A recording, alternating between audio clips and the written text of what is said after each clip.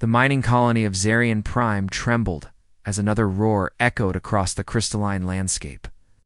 Captain Jiwan pressed his palm against the reinforced viewport of the command center, watching the emergency lights flicker across the settlements. Outer perimeter like dying stars, the sound came again, a deep, primal bellow that seemed to rise from the planet's very core. Windows rattled in their frames. Children cried in the residential sectors. Even the massive mining equipment went silent as operators abandoned their posts, fleeing to whatever safety they could find. "It's been 3 weeks," muttered Dr. Hannah. The colony's chief medical officer, her usually steady hands shook as she reviewed the casualty reports on her holographic display. The numbers glowed an ominous red against the darkened command center. 27 injured, infrastructure damage in the millions of credits, and we're no closer to understanding what it wants. Giwan turned from the viewport, his face etched with exhaustion. Dark circles shadowed his eyes. He hadn't slept properly. Since the attacks began, none of them had. How could they sleep when death could come roaring out of the ground at any moment? "Show me the latest damage report," he commanded. Dr. Hannah's fingers danced across her console, bringing up a three-dimensional map of the colony. Red zones marked the areas of destruction. The outer mining facility, completely demolished. The eastern residential block, half collapsed. The main power station, its fusion core barely containing the damage from the creature's last rampage. "The pattern makes no sense," she continued, her voice barely above a whisper. "Sometimes it destroys everything in its path. Seems to just ... watch, like it's studying us." The creature they called the Shadow Maw had appeared without warning 3 weeks ago, emerging from the deep caverns beneath Zarian Prime's surface, like something from humanity's darkest nightmares.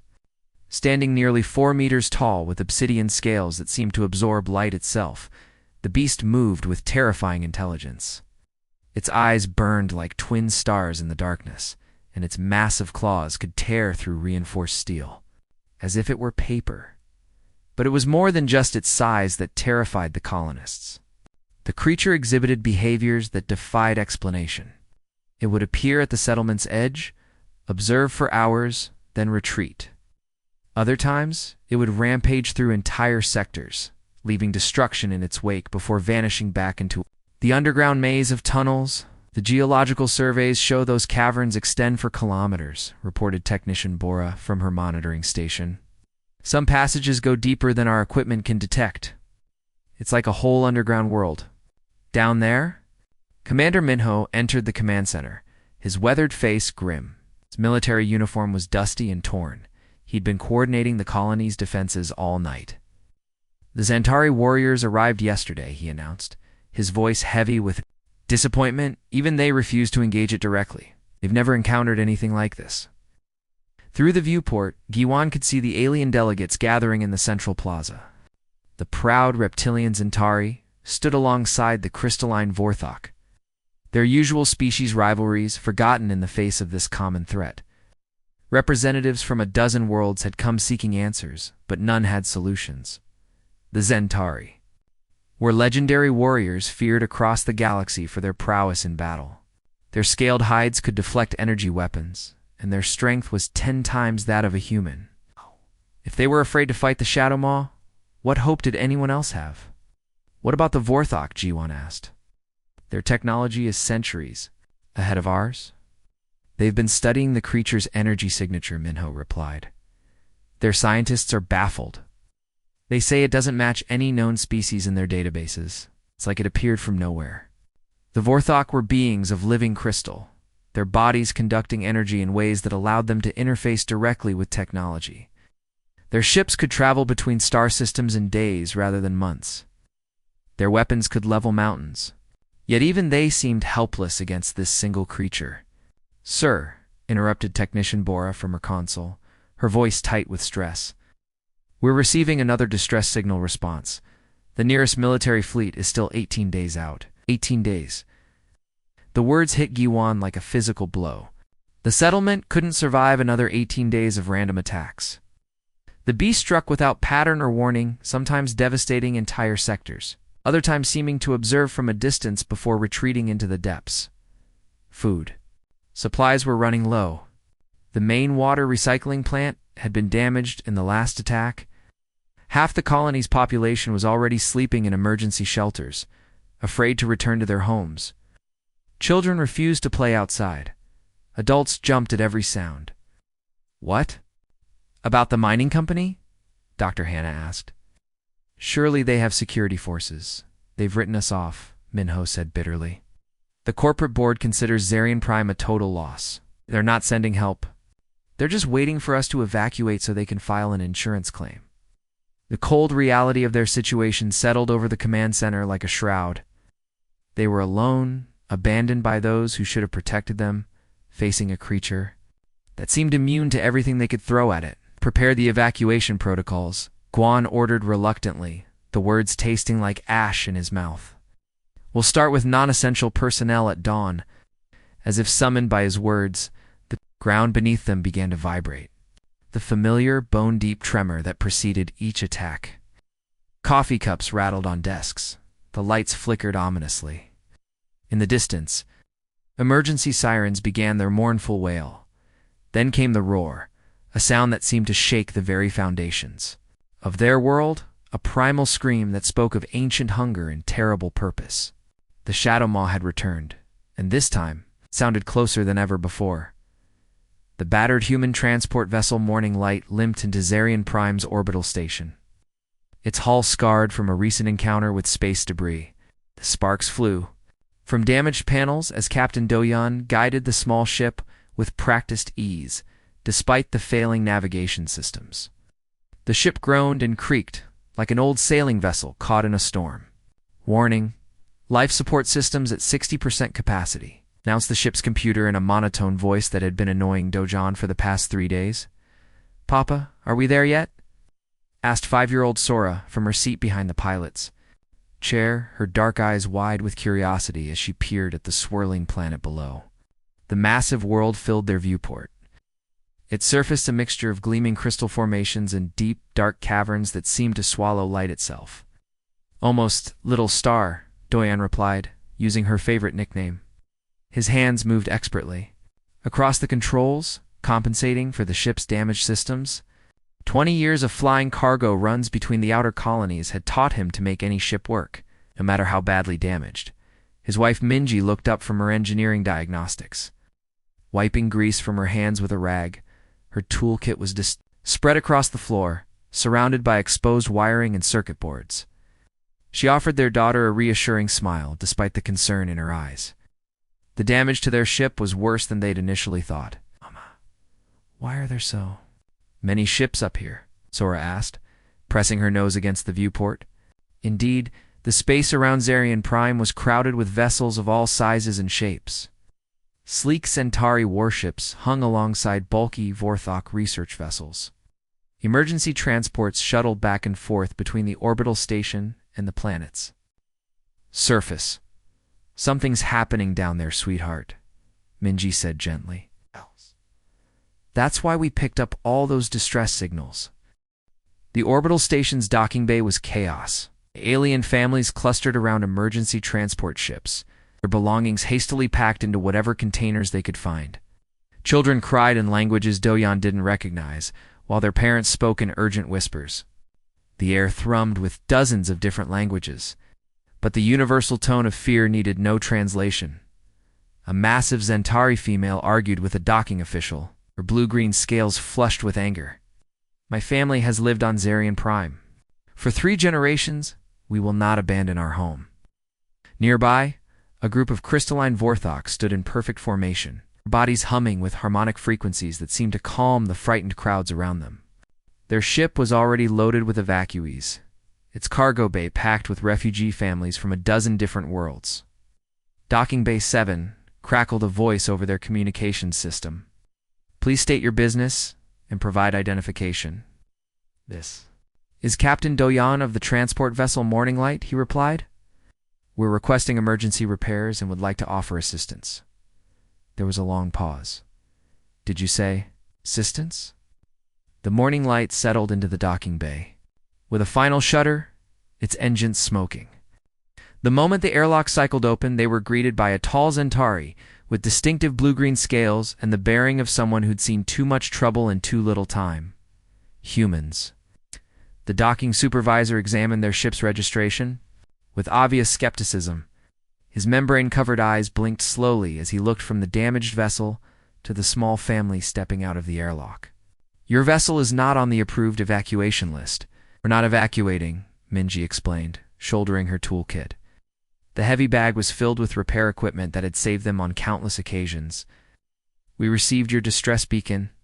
Our ship needs repairs, and we thought we might be able to help with whatever's happening down there." The supervisor's expression was almost comical. He looked at the small human family, a man, woman, and child, then at the massive alien vessels surrounding them. "Help. Your species has barely achieved interstellar travel. Shadow Maw has defeated our greatest warriors." "What's a Shadow Maw?" Sora asked innocently, tugging on the supervisor's scaled arm. The huge alien looked down at her in surprise, unused to such casual contact from other species. "A creature," he said slowly, "that has been terrorizing our colony for weeks. It emerges from the deep caverns and attacks without warning. Our weapons cannot harm it. Our shields cannot stop it." "Maybe it's not trying to hurt anyone," Sora suggested. "Maybe it's just scared." The supervisor's eyes widened. The idea that the might be afraid had never occurred to anyone. It was a creature of pure destruction, a monster from the planet's depths. How could such a thing feel fear? Before anyone could respond, alarms began blaring throughout the station. Emergency lights bathed everything in pulsing red as automated. Voices announced in multiple languages. "Shadow Maw breach detected. All personnel to emergency stations. This is not a drill." The docking bay erupted into controlled chaos. Alien families rushed toward their ships while station personnel ran to emergency posts. The supervisor's communication device crackled with urgent reports from the planet's surface. "It's moving through Sector 7, someone reported. "Wait, it's not attacking. It's just ... walking." Through the massive viewport that dominated one wall of the docking bay, they could see the creature emerging from the planet's surface. Even from orbit, its massive form was clearly visible as it moved through the settlement below. The Shadow Maw was enormous, larger than the buildings around it, its obsidian scales gleaming in the artificial light of the colony. But something was different this time. Instead of the usual frenzied destruction that the reports had described, the beast seemed to be moving with purpose. It would pause at certain buildings, almost as if it were looking for something specific. "It's looking for something," Sora said quietly, her small hand pressed against the viewport. It said. The aliens around them exchanged glances. How could a human child possibly understand the creature's emotions from such a distance? The Shadow Maw was kilometers below them, yet this small girl seemed to sense something that all their advanced sensors had missed. "Impossible," muttered a Vorthok scientist, his crystalline form chiming with disbelief. "What?" The creature shows no signs of higher emotional intelligence. But as they watched, the Shadow Maw's movements did seem less aggressive than the reports had. Described, it moved slowly, deliberately, pausing to examine certain areas before moving on. When it reached the central plaza, it stopped completely and raised its massive head, as if listening for something. Ow. "The readings are different," reported a technician from his monitoring station. "The creature's energy signature is ... subdued, almost melancholic." The supervisor looked from the viewport to the small human family, then back to the creature on the planet's surface. For the first time in weeks, the Shadow Maw wasn't destroying anything. It was simply standing there, its great head tilted upward, toward the stars.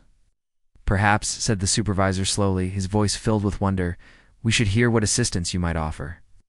3 days had passed since the human family's arrival on Zarian Prime. The settlement had transformed in ways no one could have predicted. While Captain Doyen and Engineer Mingi worked with the colony's technical teams to reinforce the settlement's defenses, young Sora had become a familiar sight throughout the residential sectors. The little girl moved through the colony like a ray of sunlight in a dark storm, where fear had once ruled. Her presence brought an unexpected calm. Children who had been hiding in their quarters for weeks now ventured outside, drawn by her infectious laughter and boundless curiosity about their alien friends. "She has an unusual effect on the local wildlife," observed Dr. Hannah, watching through her office window as Sora sat in the settlement's small garden. The garden was one of the few places that had remained untouched by the Shadow Maw's attacks. A small oasis of green in the crystalline landscape, a group of the normally skittish crystal moths had landed on her shoulders, their wings shimmering in the artificial sunlight. The creatures were beautiful but extremely timid, usually fleeing at the first sign of any movement, yet here they were, perched on a human child, as if she were a living flower. Beside Dr. Hannah, the Vorthok xenobiologist Dr. Korath made soft, clicking sounds of amazement. His crystalline form resonated with harmonic frequencies that betrayed his excitement. "In 40 years of study, I have never seen the moths approach any sentient being. They are among the most fearful creatures in the galaxy." The crystal moths were native to Zarian Prime, having evolved in the planet's deep caverns. Their wings were made of living crystal that could detect emotional vibrations from great distances. They fled from anger, fear, and aggression, but seemed drawn to something in the human child that others couldn't perceive. Sora looked up and waved at them, her smile bright and innocent. Around her, alien children who had been too frightened to leave their family quarters in weeks were now playing games and laughing. There was Crix, a young Zentari whose scales had turned pale with fear, now chasing after a ball with enthusiasm. Beside him, Vorthok child named Resonance chimed with musical notes of pure joy.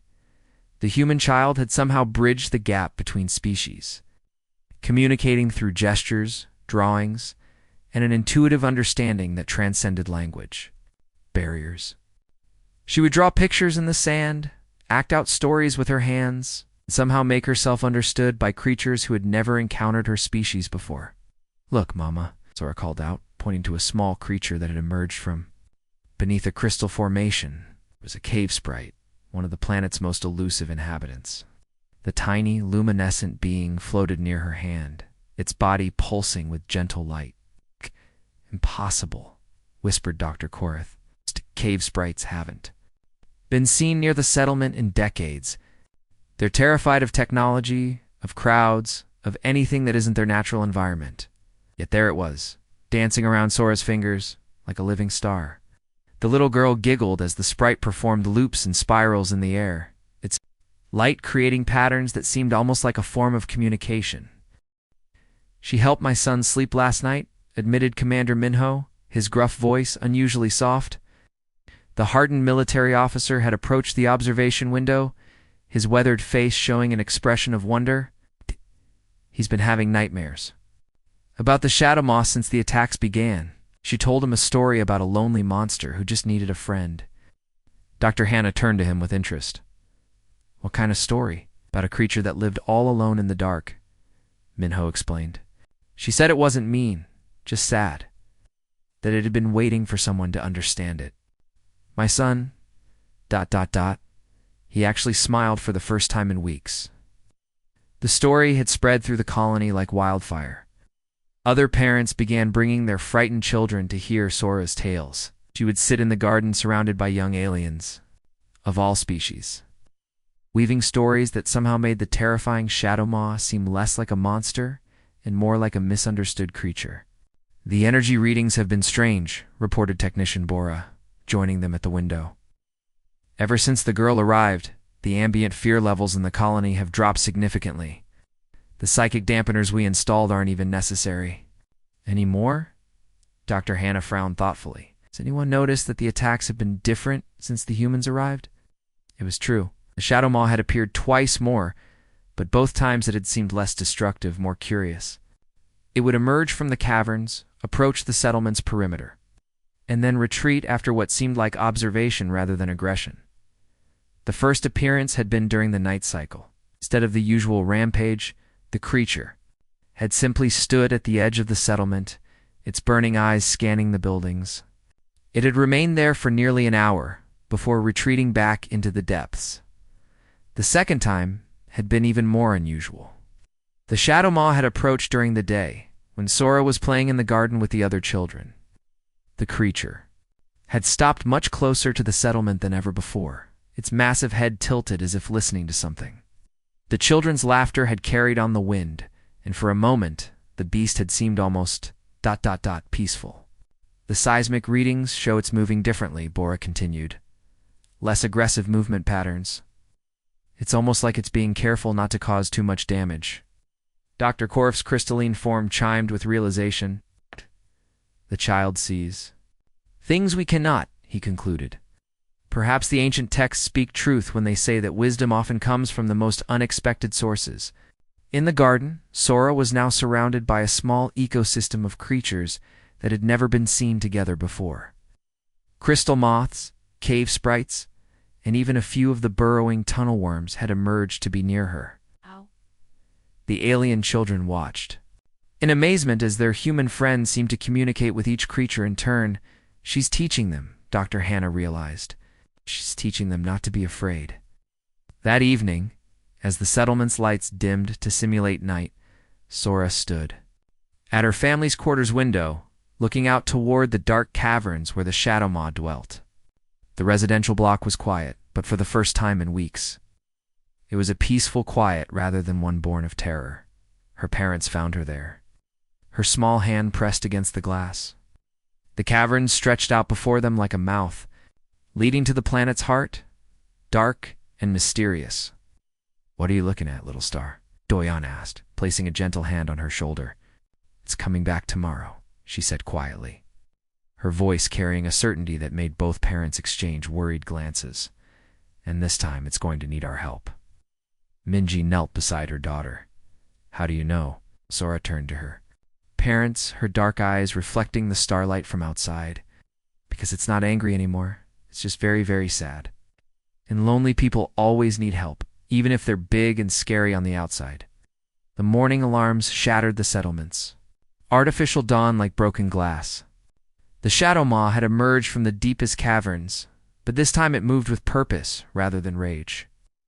Its massive form cast long shadows across the main plaza as colonists fled to emergency shelters, their footsteps echoing off the crystal-lined buildings, all civilians, to the evacuation transports.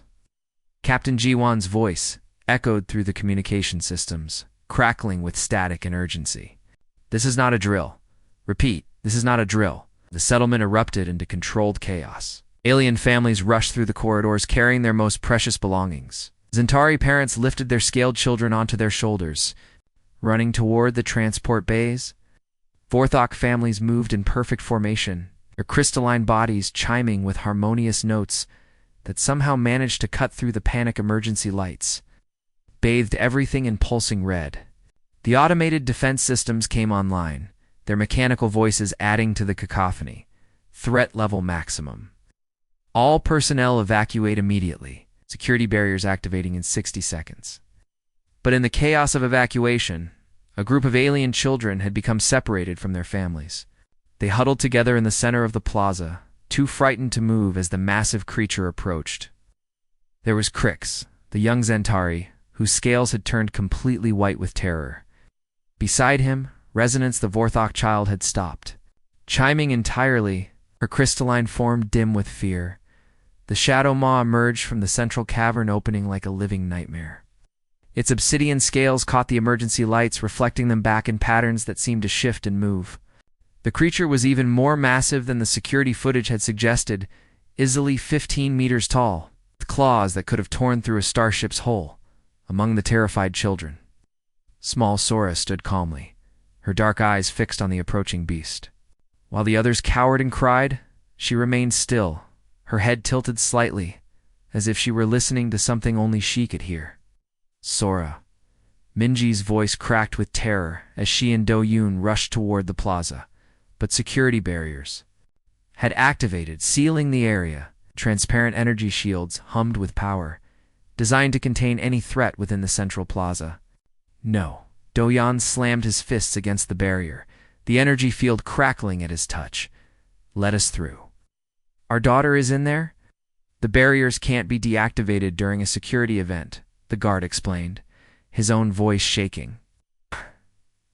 Automatic. Once they're up, they stay up, until the threat is neutralized. Through the barriers, hundreds of colonists pressed against the energy shields, watching in horror as the scene unfolded. Parents screamed for their children. Security. Personnel shouted orders through communicators. The chaos was deafening, but somehow, in the center of it all, there was a pocket of strange calm. The Shadow Maw approached the children with slow, deliberate steps.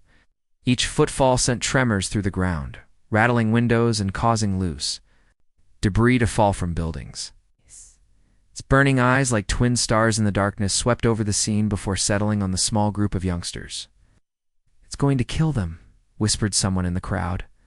"We have to do something." "The weapons systems are offline," reported a technician. "The creature's energy field is interfering with our targeting systems." The Shadow Maw towered over the children, its obsidian scales gleaming in the artificial light. Its burning eyes surveyed the cowering youngsters before settling on the human child who stood without fear. Steam rose from its nostrils, and a low rumble emanated from deep within its chest.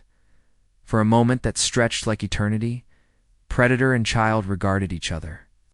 The creature's massive head descended until it was level with the children, close enough that they could feel the heat radiating from its body. Its breath misted in the artificial atmosphere, creating small clouds that drifted around the frightened group. Through the security barriers, the adults watched in helpless horror. The creature's massive claws extended, each one longer than a human arm and sharp enough to cut through steel. It lowered its great head toward the children, and every instinct screamed that this was the end, that they were about to witness a tragedy beyond measure. "Don't look away," Captain Juan whispered, his voice breaking. "If these children die, we remember them. We bear witness." But Sora stepped forward instead of back. While the other children pressed themselves against the ground, she took a small step toward the enormous creature. Her parents' screams echoed off the barriers, but she didn't seem to hear them. She looked up into those burning eyes and saw something that the adults had missed in their fear and assumptions. The creature wasn't preparing to attack. It was trembling. It's a great and terrible Shadow Maw, terror of the galaxy, was afraid.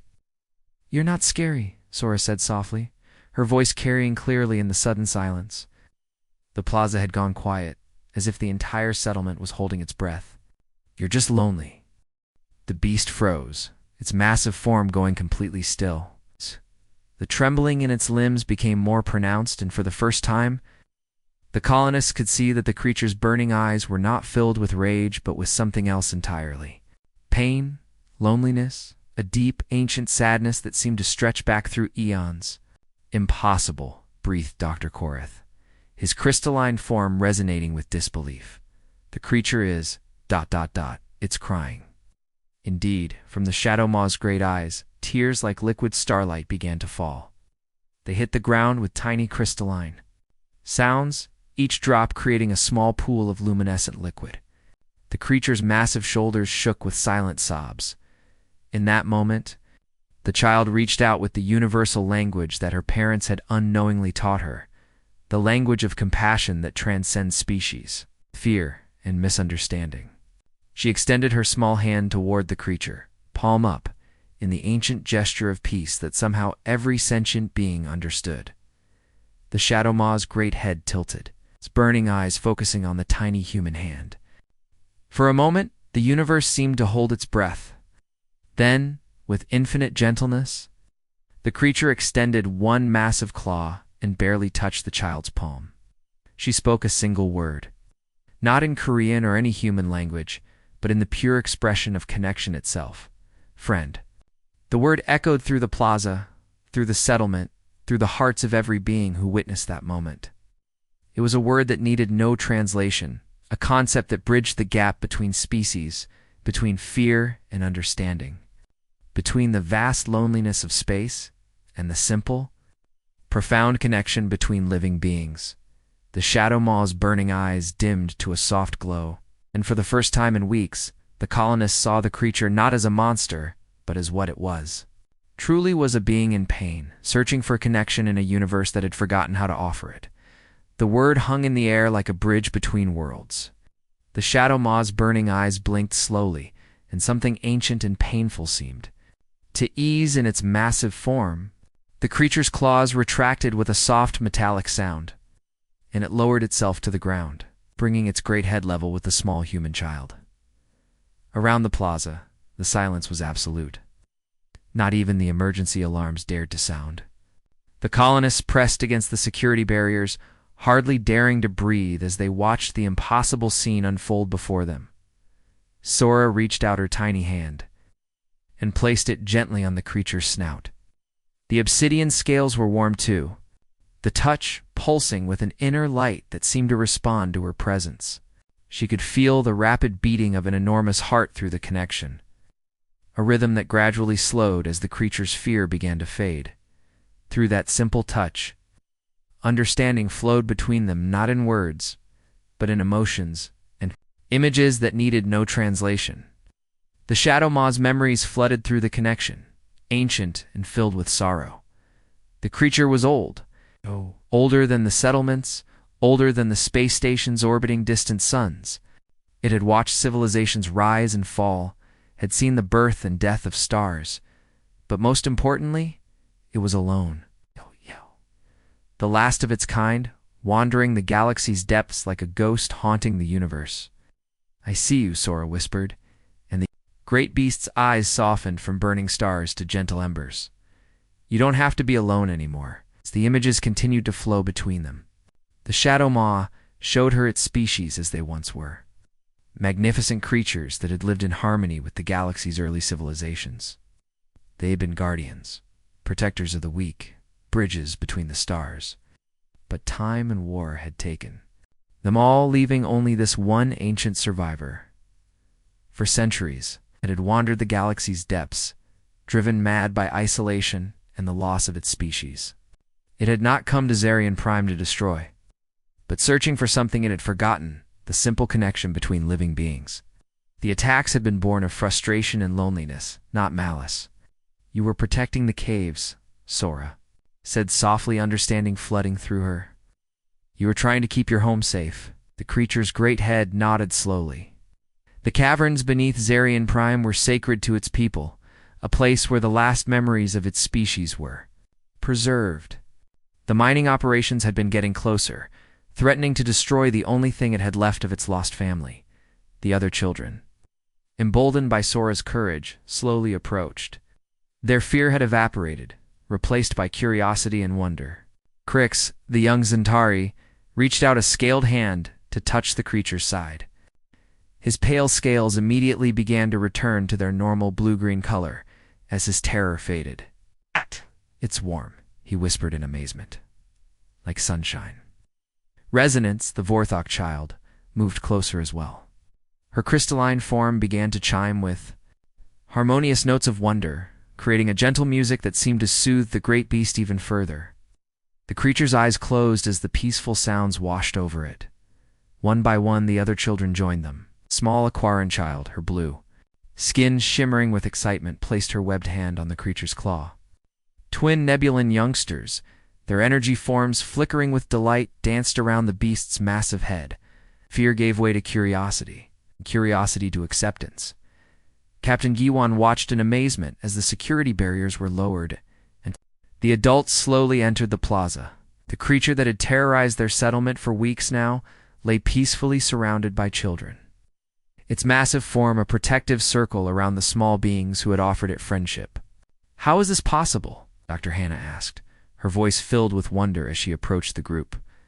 Her medical scanner showed readings she'd never seen before. The creature's stress hormones had dropped to almost nothing, while its neural activity showed patterns of deep contentment. "Sometimes," Do-Yon said, watching his daughter stroke the creature's massive head, "the greatest strength comes from the smallest gestures." Mingy knelt beside her daughter, her engineering mind struggling to process what she was seeing. "Energy readings are incredible," she murmured. "The creature is generating a field of pure calm. It's like a living peace generator." Dr. Korath approached with his scanning equipment, his crystalline form resonating with excitement. "The creature's biology is fascinating," he reported. "It's not just intelligent, it's empathic. It can sense and respond to emotions across species barriers." Commander Minho, his military bearing softened by wonder, spoke into his communicator. All units stand down. Repeat. All units stand down. The threat level has been reduced to 0.